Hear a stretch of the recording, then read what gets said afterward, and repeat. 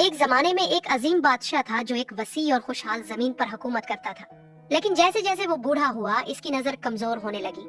بادشاہ کا کوئی معالج اس کا علاج نہ کر سکا۔ ایک مسافر آیا اور بولا، ایک ہی علاج ہے، عظیم سمندر میں ایک سنہری سر والی مچھلی موجود ہے، اگر اس کے خون سے 100 دن کے اندر ایک مرہم تیار کیا جائے تو بادشاہ کی نظر بحال ہو جائے گی، اگر مچھلی بر وقت نہ ملی تو علاج بے سود ہو جائے گا۔ اپنے والد کو بچانے کے لیے نوجوان شہزادے نے سب سے بہادر ملاحوں کو اکٹھا کیا اور ایک خطرناک سفر پر روانہ ہوا۔ مہینوں تک انہوں نے وسیع سمندر کی تلاش کی، شدید طوفانوں اور خطرناک لہروں کا مقابلہ کرتے رہے۔ آخرکار آخری دن جب امید ٹوٹنے کے قریب تھی، شہزادے کے جال نے کچھ غیر معمولی پکڑ لیا۔ وہ ایک چمکتی ہوئی سنہری مچھلی تھی جس کی روشن ذہین آنکھیں تھیں، لیکن وقت گزر چکا تھا، آخری تاریخ گزر چکی تھی۔ شہزادہ دل شکستہ اور تھکا ہوا سوچا کہ مچھلی کو اپنے والد کے پاس ثابت کرنے کے لیے لے جایا جائے، مگر جب اس نے اس سنہری مخلوق کو دیکھا اسے ایک عجیب سا احساس ہوا۔ اسے احساس ہوا کہ اگر وہ اسے واپس لے جائے گا تو شاہی معالجین اس مچھلی کو بے سود قتل کر دیں گے، اس لیے بڑی افسوس کے ساتھ اس نے مچھلی کو چھوڑ دیا۔ جب وہ خالی ہاتھ گھر لوٹا تو اندھا اور غصے سے بھرے بادشاہ نے یقین کرنے سے انکار کر دیا کہ اس کے بیٹے نے واقعی کوشش کی تھی اور شہزادے کو موت کی سزا دے دی۔ مگر ملکہ جو اپنے بیٹے کی معصومیت جانتی تھی، اس نے خفیہ طور پر اس کی مدد کی۔ اسے عام آدمی کا روپ دیا گیا اور اسے سونے کے سکے دیے اور کہا کہ ایک دور افتادہ جزیرے کی طرف بھاگ جاؤ اور ایسے کسی آدمی پر بھروسہ نہ کرو جو ہر ماہ ادائیگی کا مطالبہ کرے۔ شہزادہ سمندر پار کر کے ایک خوبصورت جزیرے تک پہنچا جو جنگوں سے محفوظ اور سرسبز جنگلوں اور سنہری ساحلوں سے بھرا ہوا تھا۔ اس نے ایک چھوٹا سا گھر ایک شفاف ندی کے کنارے خریدا جہاں شام کے وقت جگنو رقص کرتے اور جنگلی پھولوں کی خوشبو فضا میں بکھر جاتی۔ بہت سے لوگ اپنی خدمات پیش کرنے آئے، مگر شہزادے نے اپنی ماں کی بات یاد کرتے ہوئے ان لوگوں کو مسترد کر دیا جو ہر ماہ معاوضہ چاہتے تھے۔ آخرکار اسے چاندی کے لباس میں لپٹی ایک عورت ملی جس نے جھک کر کہا، میں ہر ماہ معاوضہ نہیں چاہتی، صرف سالانہ ایک بار۔ اس کی عاجزی سے متاثر ہو کر شہزادے نے اسے اپنا خدمتگار بنا لیا۔ دن گزر گئے مگر جزیرہ بھی خطرات سے خالی نہ تھا۔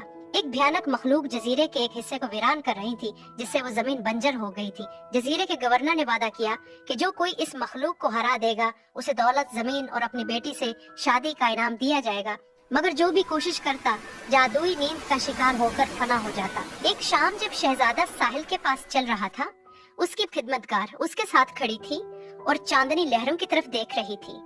اس کی خدمتگار نے کہا کہ اگر میں کہوں کہ میں تمہاری مدد کر سکتی ہوں کہ تم اس مخلوق کو ہرا دو۔ وہ صرف مسکرائی اور شہزادے کو گورنر کے پاس لے گئی۔ وہاں اس نے ایک جرات مندانہ شرط رکھی، جو کچھ بھی شہزادہ حاصل کرے گا میں اس میں شریک ہوں گی۔ ایک رات شہزادہ خوفناک مخلوق کے بسیرے کی طرف روانہ ہوا، مگر جیسے ہی وہ قریب پہنچا خدمتگار نے اچانک ایک مٹھی بھر سنہری دھول ہوا میں اڑا دی۔ جادو ٹوٹ گیا اور حملہ کرنے سے پہلے اس نے قدیم الفاظ کا ورد کیا اور زمین ہلنے لگی۔ اب شہزادے نے اپنی تلوار کو عجیب و غریب مخلوق کے دل میں جھونک دیا اور اسے ہلاک کر دیا۔ گورنر خوشی سے جھوم اٹھا اور شہزادے سے پوچھا کہ وہ کیا انعام چاہتا ہے۔ شہزادے نے ایک جہاز کی درخواست کی، مگر جب وہ جہاز پر سوار ہوا تو اسے حیرت انگیز حقیقت معلوم ہوئی، جہاز کی ڈھال کے اندر انمول جواہرات چھپے ہوئے تھے۔ جب وہ ایک دور دراز ملک کی طرف روانہ ہوئے، اس نے اپنی خدمتگار کو دیکھا، اس کے سنہری بال سمندر کی ہوا میں لہرا رہے تھے۔ ایک شام شہزادے نے اس سے پوچھا، تم واقعی کون ہو؟ اداسی سے بھری مسکراہٹ کے ساتھ خدمتگار نے اپنا چاندی کا پردہ ہٹایا۔ اس کی خوبصورتی دل کو چھو لینے والی تھی۔ اس کی آنکھیں زمرد کی مانند، لب گلابی اور نرم، اور سنہری بال سورج کی طرح دمکتے تھے۔ میں وہ سنہری سر والی مچھلی ہوں، اس نے اعتراف کیا۔ بہت پہلے ایک حسد کرنے والے جادوگر نے مجھے سمندر سے بے دخل کر دیا، جس کے بعد مجھے عظیم سمندر میں بھٹکنا پڑا۔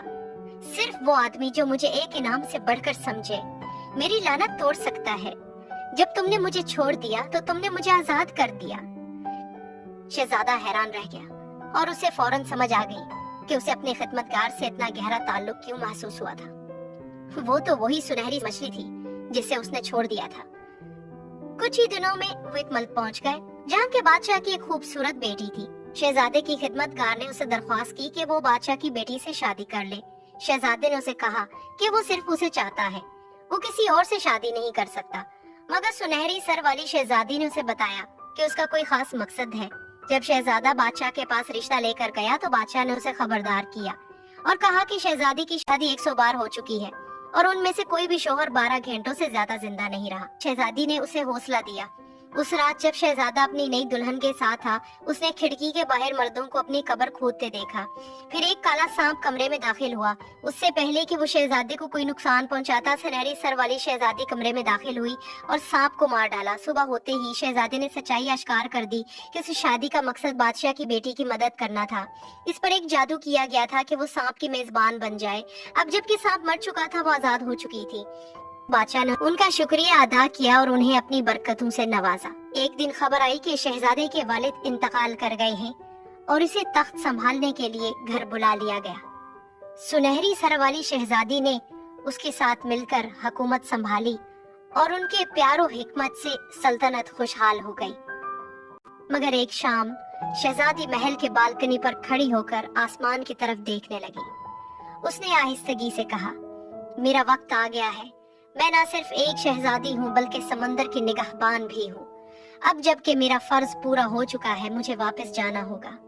बादशाह ने उसे ठहरने की सख्त इल्तजा की, न सिर्फ सोने और जवाहरात बल्कि अपनी पूरी सल्तनत का आधा हिस्सा देने की पेशकश तक की। उसने बड़े शौक से कहा कि मेरे पास दुनिया की सब दौलत है, तुम बस यहाँ ठहरो और मेरी जिंदगी को खुशियों से भर दो। मगर उस वक्त शहजादी ने बादशाह की नजरों में देखकर नर्म मुस्कुराहट बखेरते हुए जवाब दिया, मैं कुछ भी नहीं चाहती, बस तुम मुझे हमेशा याद रखो। मेरी यादें तुम्हारे दिल की गहराइयों में महफूज रहेंगी। उसकी ये बात ऐसे महसूस हुई जैसे उसकी रूह ने बेआवाज धुन बखेर दी और बादशाह के दिल में एक गहरी खामोशी और मोहब्बत का समंदर उतर आया। शहजादी ने अपनी बात जारी रखी, मैं समंदर की शहजादी हूँ। समंदर मेरी पैदाइश की जगह है, वो मेरा असल वतन है जहाँ मेरी रूह को हमेशा की आजादी नसीब होगी। हमारा प्यार खाह वक्त और फासलों से जुदा हो, हमेशा उफक के पार जिंदा रहेगा। मेरी जुदाई पर आंसू न बहाओ, क्योंकि हर वो लहर जो उन साहिलों से टकराएगी मेरे लुटने की एक खामोश गवाही होगी। वो आहिस्ता आहिस्ता सीढ़ियों की तरफ बढ़ी जो चांदनी में निहायत पथरीले रास्ते की मानिंद लग रही थी। हर कदम जो उसने नीचे रखा खामोशी में हल्की सी बाज़गश्त छोड़ गया, जैसे हवा भी इस लम्हे को हमेशा के लिए याद रखना चाहती हो। जब वो पानी के किनारे पर पहुंची जहां चांदनी में समंदर की लहरें चमक रही थी, वो एक लम्हे के लिए रुक गई।